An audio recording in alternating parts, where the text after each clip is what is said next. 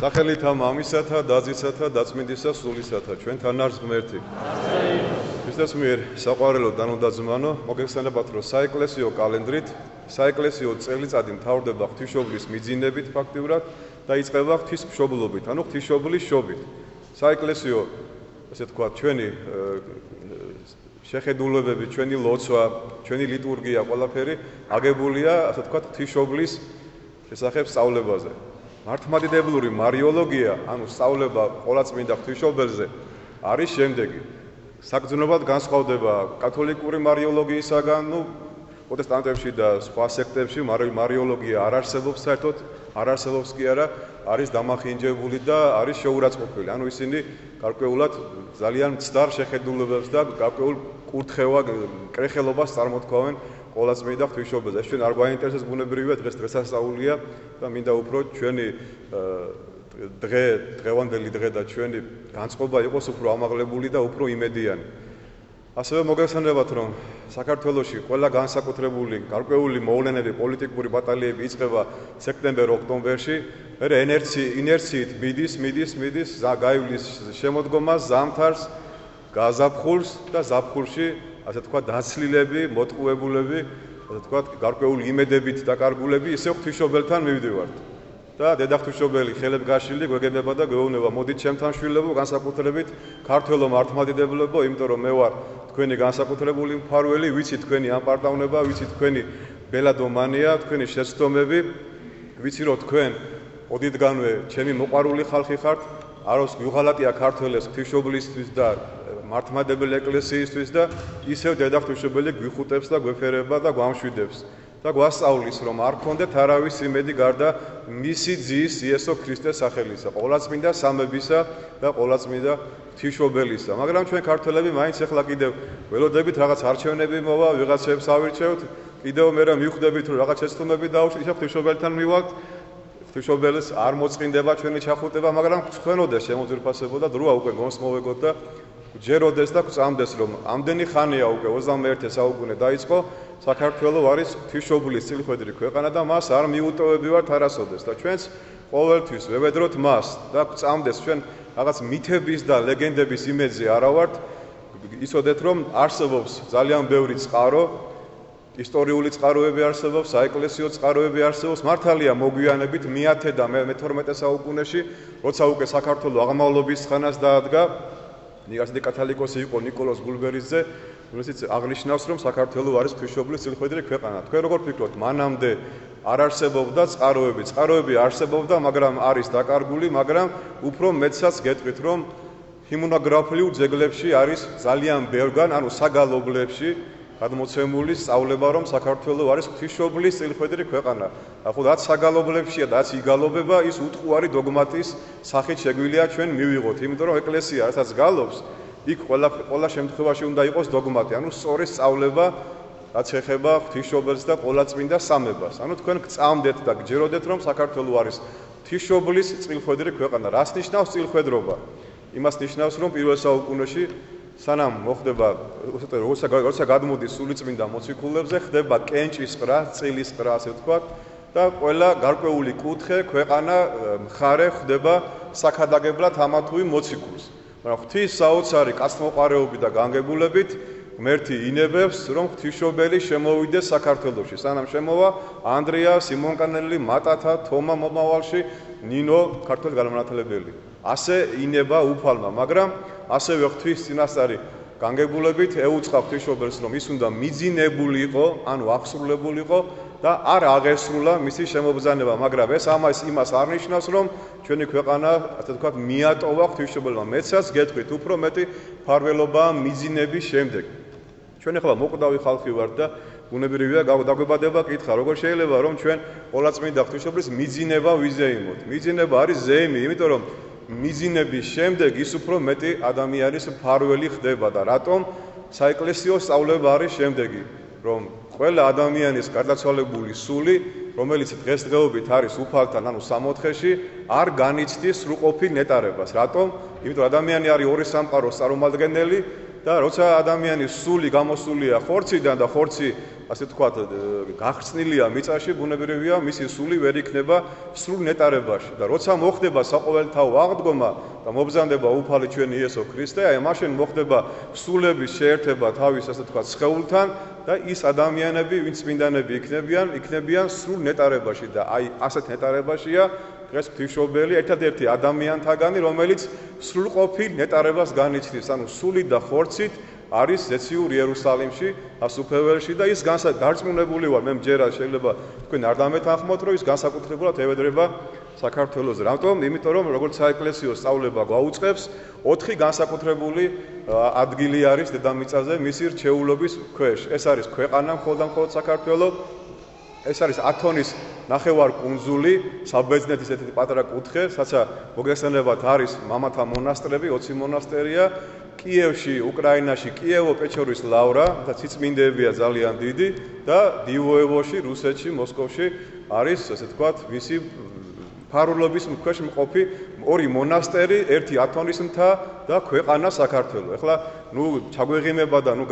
გავიბადრებით, როგორც ხშევია ხოლმე და ამაყად გადავაქცევთ თავს გვერდზე, ეს არ ნიშნავს იმას, რომ ჩვენ რამით უკეთესები ვართ სხვაზე, ეს არის პასუხისგებლობა და არა ტრაბახობა. ეს არის პასუხისგებლობა, ეს არის ძალიან დიდი ნდობა, ეს არის ძალიან დიდი, ასე გარკვეული ნდობა ღვთისმშობლისა ჩვენს მიმართ, რომ მან უფალმა ინება ის, რომ ჯერ კიდევ ძველი აღთქმის ელიას ხალენი შემობძანდა მცხეთაში, საქართველოში, შემდგომში ეს იყო წიდი, ანუ წინა პირობა იმისა, რომ შემობძანდებოდა მაცხოვრის კვართი, ღვთისმშობლის სარტყელი და მეტი რა უნდა შემოძვირფასებო პატარა ერს, მაგრამ კიდევ ვიმეორებ, მე ძალიან მეშინია და ყოველ ქადაგებას წითელ ზოლად მინდა გავაყოლო სიტყვები, რომ გავავაყდებით ამით და არ დავემსგავსოთ ებრაელ ხალხს და არ დავრჩეთ მათსავით უფლის გარეშე ჩვენი სიკადული და ჩვენი აპარტამენტი. როგორც პავლე მოციქული იძახის, დავიქადნი, ოღონდ დავიქადნი ჯვარცმული ქრისტესით და ჩვენს დავიქადნოთ ღვთისმშობლით, მაცხოვრის კვართით, ელიას ხალენით და უამრავი სიწმინდეებით, რომელიც დღესდღეობით საქართველო არის ლუსკუმა, ანუ სიწმინდის მფლობელი მიწა და მადლობა ღმერთს ასეთივე დარჩება, სანამ არ მობრძანდება მაცხოვარი ჩვენი იესო ქრისტე. ეს ძალიან დიდი სწავლებაა, დიდი იმედია შემოძვირფასებო და ეს იმედი ჩვენ ღმერთმა არ მოგვიშალოს. აი რამოდენიმე წყაროს გეტყვით ღვთისმშობლის წირთმხედველობის შესახებ. ერთ-ერთი უცხო წყაროა, მე-10 საუკუნეში მოღვაწეობდა დიდი მამა ილარიონ ქართველი საბერძნეთში და ის თავის ბერებთან ერთ-ერთ მონასტერში აპირებს ღამის გათენებას, ღამე მივა და როცა ეტყვია რომ ვინ ახარ ჩვენ არ გიცნობთ თქვენ, როდესაც კაცრი ხალხია ბერძნები მაინც და მაინც არ სწამთ სხვა ეროვნების მართლმადიდებლობის, ანუ არ დაიჯერებენ ილარიონ ქართველის მართლმადიდებლობას და მისი თანხლები პირების არწმუნოებას და არ გაათევებინებენ ღამეს, ანუ გამოაძევებენ ღამე უკუნეთში აი ამ მამებს და ამ დროს ამ მონასტრის წინამძღვარი ხედავს ხილვას შეშინებული გაიღვიძებს, მას ეცხადება ღვთისმშობელი და ეუბნება, უგუნო რომ შენ არ იცი ვის უთხარი უარი ღამის გათენებაზე. სასწრაფოდ გადი და დაეწია და მოაბურნე ეს ხალხი. რა თქმა უნდა, ვეღარ დაეწევა და დიდ სინანულში ჩავარდება, მას აღწერენ ბერძენი ისტორიკოსები. ასეთი ისტორიაა ქართლის ცხოვრებაში, ძალიან საინტერესო, მე ძალიან მიყვარს. ქართველები როგორც დღეს ადრეს სხვათა ომში ომობდნენ, რადგან დაპყრობილები ვიყავით და ყოველთვის ხარკი უნდა გვეხადა დიდი სახელმწიფოებისთვის, აი როგორც დღეს ამერიკას უხდით ხარკს და ასე იყო მონღოლების შემოსევის დროს. მონღოლების მხარეზე იბრძვიან ქართველები და ასე ვთქვათ, არ უნდა ემხრობიან მონღოლებს. და ამ დროს ერთ-ერთი აი ამ ომის დროს, როცა მონღოლებს უნდათ რომ აიღონ ალმუთის ციხე, ეს დარწივის ბუდე ქვია, ეს დაუორჩილებელი მთიელი ხალხი უნდა რომ დაიპყრონ მონღოლებმა, ერთ-ერთი აი ამ მოწინააღმდეგეს ბანაკიდან, ასე ვთქვათ, გარკვეული ვაჟკაცი პიროვნება, ვინც აი თავს გადაძდებს, ასე ვთქვათ, თავისი ქვეყნისთვის, შეიპარება მონღოლების ბანაკში, ერთ-ერთ ნოინს მოკლავს და მიიმალება. ამ დროს მონღოლები აღშფოთებიან, ბუნებრივია გაბრაზდებიან და იფიქრებენ, რომ ეს ყველაფერი გააკეთა ქართველმა მკვლელმა და უნდათ რომ ქართველების ბანაკი გადათელონ, მოსრან და ამ დროს ქართველები ბუნებრივია არ არიან ლაჩარი ხალხი და იფიქრებენ, რომ ჩვენ ვერ გაუმკლავდებით მონღოლებს, მოიყრიან მუხლს ქართველები და დაიწყებენ ლოცვას, ყოლაწმინდაო ღვთისმშობელო შეგვეწიე და გვაცხოვნენ ჩვენ. ლოცვა არ არის დამთავრებული, რომ უცბად ეს მკვლელი გამოჩნდება და იყვირებს, რომ მე მოვკალი თქვენი ნოინი. და ამ დროს ეკითხებიან მონღოლები, რომ კი მაგრამ შენ კი მოკალი, მაგრამ რატო გამოხვედი და რატომ იძახი რომ მე მოკალი? ნოინი, შენ ხო არაფერი საფრთხე არ გემუქრებოდა? ეს მონღოლი მოწინააღმდეგე ამბობს, ესე დაქირავებული მკვლელი, რომ მე ბუჩქებიდან რომ უყურებდი აი ამ ადამიანების, ასე ვთქვათ, გარკვეულ ვაჟკაცობას და მხნეობას, თეთრებში შემოსილი ქალბატონი გამომეცხადა და მითხრა, რომ ეხლავე გადი და ეგ უდანაშაულო ხალხი გადაარჩინე და ისე მითხრა და ესეთი სახით იყო ეს ადამიანი ჩემს მიმართ, რომ მე აღარ დამჩნევდა არაფერი, ვარ გამოსულიყავი და არ მეღიარებინაო ჩემი დანაშაული. ნუ დანაშაული არ იყო ბუნებრივია, მაგრამ უდანაშაულო ქართველები უნდა დაჟილიყვნენ ამ ადამიანის გამო. აი ეს იყო ბუნებრივია დედა ღვთისმშობელი, რომელმაც დაიფარა იმ დროს ის ქართველები და მას შემდეგაც ბუნებრივია ძალიან ხშირად გვეხმარება ჩვენ. მერთმა არ მოვაკლოს ჩვენ საქართველოს შემოძირფასებო, მისი მფარველობა, მისი განსაკუთრებული ზრუნვა ჩვენს მიმართ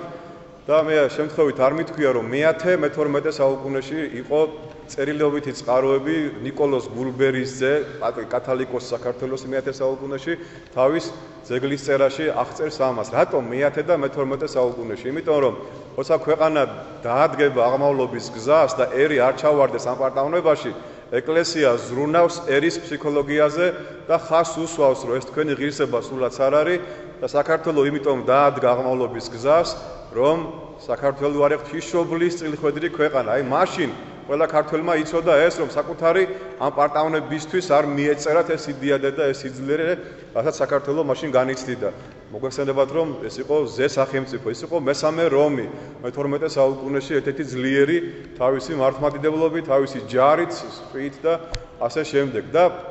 კიდევ ერთი წყარო შედარებით უფრო თანამედროვე მე-20 საუკუნის 70-იანი წლები, როცა საქართველოს ჩაიბარა ახალგაზრდა პატრიარქმა, კათალიკოს პატრიარქმა ილია მეორე, ეს არის 77 წელი, 1900 და ერთ-ერთი მღვდელმთავარი ამბობს, რომ მაშინ საქართველოს ეკლესია იყო სუდარა გადაფარებული. ანუ ფაქტიურად სულ ზღაფავდა, მკვდარი არ იყო, იმიტომ რომ ეკლესია არ კვდება არასოდეს, 4 მღვდელმთავარი იყო, 50 მღვდელი, საკითხავია კიდე როგორი მღვდლები იყვნენ და როგორი მღვდელმთავრები, ესეთი ბუნდოვან მდგომარეობაში იფარავს, ასე ვთქვათ, ეკლესიას უფალი და დედა ღვთისმშობელი და აი მაშინ კათალიკოს პატრიარქი ქართველ ერს ასე ვთქვათ უქადაგებს, რომ ნუ გეშინიათ შემოძირფასებო, საქართველოს არის ღვთისმშობლის წილხვედრი ქვეყანა. აი ეს სიტყვები იყო, რომელთაც საქართველოს, ასე ვთქვათ, გარკვეული გული გაუთმო პატრიარქმა და იმის მერე ქართველი ერი არის გამოღვიძებული, გამთლიანებული, შედარებით რო ითქვას და დღეს შეიძლება ასევე დავიწყოთ 21 საუკუნეში ქადაგება, კიდევ შეგახსენებთ და კიდევ არ მოგწყინდება შეხსენება ამისა, რომ საქართველოს არის ღვთისმშობლის წილხვედრი ქვეყანა და კიდევ ვიმეორებ, რომ ეს არ არის სულად სატრაბახო, ეს არის ძალიან გამაფრთხილებელი, რომ ხელა პატივი მოგვანდო ჩვენ, მოგესალმებათ, რომ ჯვარცმის დროს იოანე ღვთისმეტყველი და დედა ღვთისა დგა ჯვარცმასთან და ძალიან საინტერესო სიტყვებია ზვრიდან მაცხოვრისა, რომ აი შვილო დედა შენი და აი დედა შვილი შენი. აი ასე უთხრა შეიძლება ითქვა საქართველოსაც, რომ ასე უთხრა ღვთისმშობელს, რომ აი ერი შენი, აი ანუ ქვეყანა შენი და უპატრონე აი ამ ქვეყანას და სხვანაირად როგორ შეიძლებოდა შემოძირფასებო ჩვენი გადარჩენა აი ამ ხელა ურდოების, რაც იყო თქვათ არაბობა, რაც იყო სპარსელობა, თურქობა, ოსმალობა, ეხლა ამერიკელობა, რუსობა და ასე შემდეგ და ასე შემდეგ. მე ნუ გწვენია და ნუ გერიდებათ, მე პირდაპირ ვიტყვი ყოველთვის, რომ ქვეყანა არის უმძიმეს მდგომარეობაში და ერთადერთი გამოსავალი ის არის, რომ ჩვენ არ დაუშვათ კიდევ ერთი შეცდომა და რატომ? იმიტომ რომ დღეს აი თქვენ ხედავთ, რომ ძალიან ბევრი ქართველი მოძღვარი, მღვდელმთავარი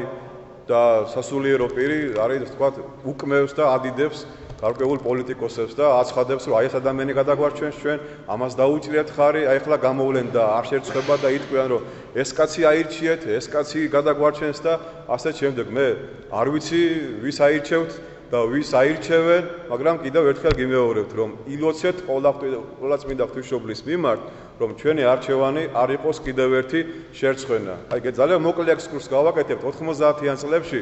იმ ბნელმა ძალებმა ისე გაუხადეს ქართველებს საქმე, რომ ეგრეთ წოდებული ეროვნული მოძრაობა, როცა მოღვაწეობდა და ძალიან ბევრი აგენტი იყო იქ, როგორც ბატონი ზვიად გამსახურდი ამბობდა, რომ სუკის აგენტები ეს მართლა ასე იყო,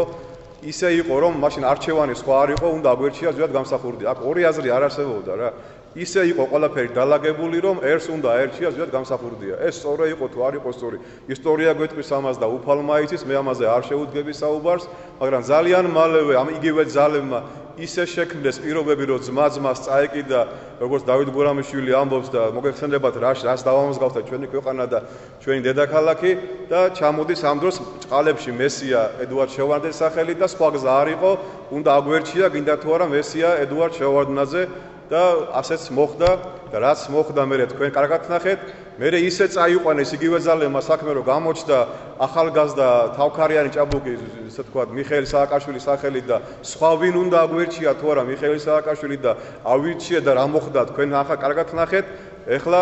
სასაცილო მარიონეტები დგენან 25 კაცია მე მგონი თუ 200 არ ვიცი ვინ არიან მართლა სასაცილოები არიან უბრალოდ მაგრამ ერთ-ერთი კაცს აირჩევენ ვიცი იმიტომ რომ მას უდგა გვერდზე ბატონი ისე თქვა ოცნების ლიდერი ბატონი ბიძინა ესე თქვა ივანიშვილი და ბუნებრივია ამას დიდი პროგნოზი არ ჭირდება რომ არგვერაჩვის აირჩევენ კიდევ ერთი შეცდომა იქნება და კიდევ ერთი სირცხვილი იქნება მე ბატონი ბიძინა წავა და ქვეყანა რას დაემსგავსება თქვენ ნახავთ კარგად და რატომ იმიტომ რომ ჩვენ მეტი გვჯერა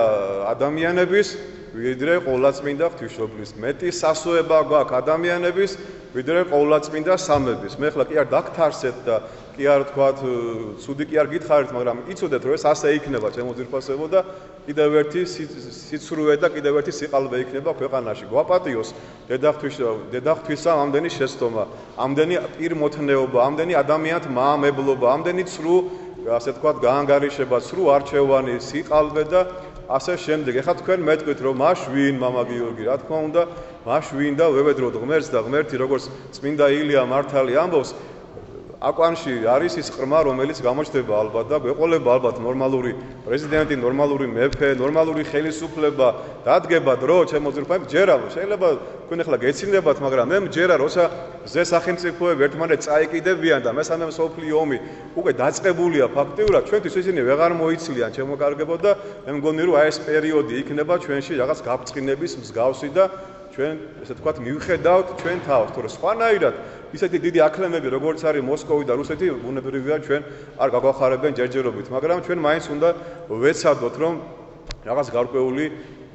ჩვენებური პოლიტიკა კი ძალიან შორს არის ჩვენ როგორც შეიძლება ჩვენ პოლიტიკა გქონდეს აქ არჩევანზეც უკვე აღარ არის ლაპარაკი იმიტომ რომ ყველა შეთქმულია ჩვენ წინააღმდეგ და რაღაც გარკვეულ სწავლებებს და გარკვეულ ცრუ დარიგებებს და შეგონებებს გვაძლევენ მაგრამ გთხოვთ გამაგრდით გაძლიერდით ილოცეთ დედაღვთისმშობელი არ მიგვატოვებს ჩვენთან იქნება ღმერთი არც დაიყოს ყოველთვის და როცა იქნება მე მგონი ჩვენ იმ ასაკის ხალხი ვდგევართ ახლო ალბათ მოვესწრებით ჩვენი ქვეყნის გარკვეულ გამონათებას ანუ არა ლაპარაკი არ არის გარწყინებაზე გარკვეულ სიმშვიდეს დამოუკიდებელ ხელისუფლებას მართლა დემოკრატიას მართლა სიყვარულს მართლა მეგობრობას და არა იმას როგორც დღეს მოჩვენებითი თქვათ რაღაცები ხდება დემოკრატია საფრთხეშია და თქვათ ვიღაც ვამპირებს უშვებენ ციხიდან იმიტომ რომ დემოკრატია საფრთხეშია და ეს არავის არ აინტერესებს რა ხდებოდა და რა ხდება ქვეყანაში მაგრამ ეს ყველაფერი დედაღვთისმშობელს აინტერესებს ეკლესიას აინტერესებს და იმედი მაქვს და გქონდეთ იმედი ჩემო ძირფასებო რომ მართლა ყველაფერი კარგად იქნება და ჩვენი ქვეყანა აღორძინდება გამთლიანდება და გამტკიცდება ჩვენთან არის ღმერთი ყოვლადწმინდა ღვთისმშობელი შეგვეციოს და გვაცხონოს ჩვენ